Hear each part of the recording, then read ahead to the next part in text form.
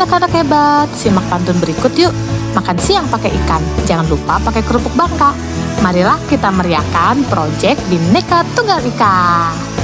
Tanah airku tidak kulupakan, kan terkenang selama hidupku.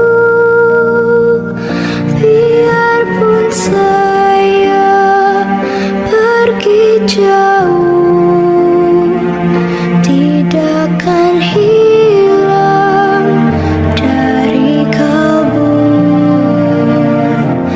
Tanahku yang ku cinta. Assalamualaikum warahmatullahi wabarakatuh. Kembali lagi bersama saya Jakar Rizkiawan Arianda. Pada kali ini saya akan membahas tentang Bhinneka Tunggal Ika. Makna Bhinneka Tunggal Ika mengajarkan bahwa meskipun terdapat perbedaan dalam suku, agama, dan budaya, persatuan dan persaudaraan harus tetap dijaga. Semua warga negara Indonesia memiliki tanggung jawab untuk bekerja sama dalam mencapai kemajuan bersama dan membangun bangsa yang kuat. Di Indonesia memiliki keberagaman, yaitu pertama, suku. Indonesia memiliki lebih dari 300 kelompok etnik atau suku bangsa. Lebih tepatnya terdapat 1.340 suku di Indonesia. Yang menurut sensus BPS pada tahun 2010, suku Jawa adalah kelompok terbesar di Indonesia dengan jumlah yang mencapai 41% dari total populasi. Sedangkan di Kalimantan memiliki populasi kecil yang hanya beranggotakan ratusan orang. Pembagian kelompok suku di Indonesia tidak mutlak dan tidak jelas. Hal ini diakibatkan karena perpindahan penduduk dan pencampuran budaya yang saling mempengaruhi. Yang kedua, bahasa. Sebuah penelitian yang dilakukan untuk memetakan bahasa daerah di Indonesia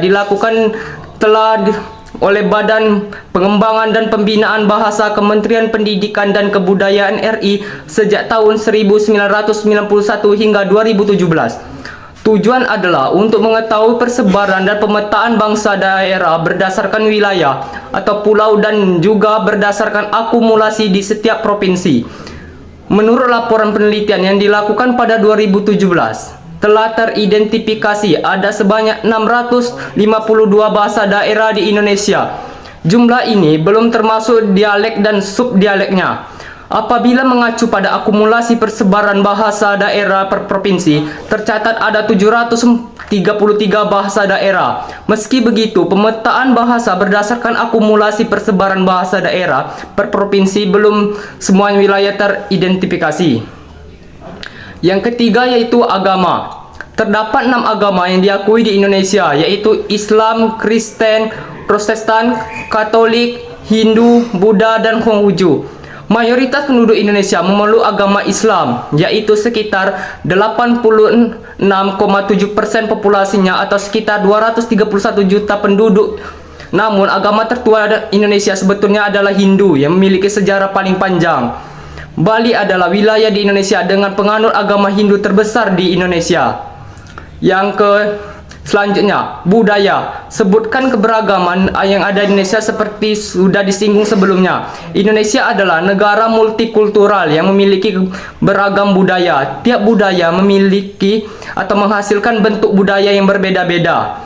Bentuk budaya dapat berupa kesenian, sistem pengetahuan, sistem sosial, mata pencarian, dan lain-lain. Yang selanjutnya yaitu geografis. Indonesia merupakan negara kepulauan yang membentang luas dari Sabang di ujung barat hingga Merauke di ujung timur, dengan total luas wilayah sekitar 1,9 juta kilometer.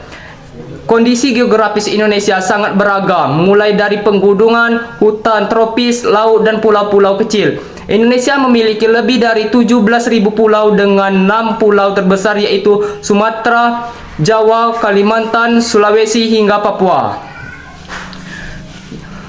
Implementasi bukti keharmonisan. Adapun beberapa komponen dalam toleransi beragama yaitu tidak memaksakan orang lain untuk menganut agama tertentu, tidak memecah belah.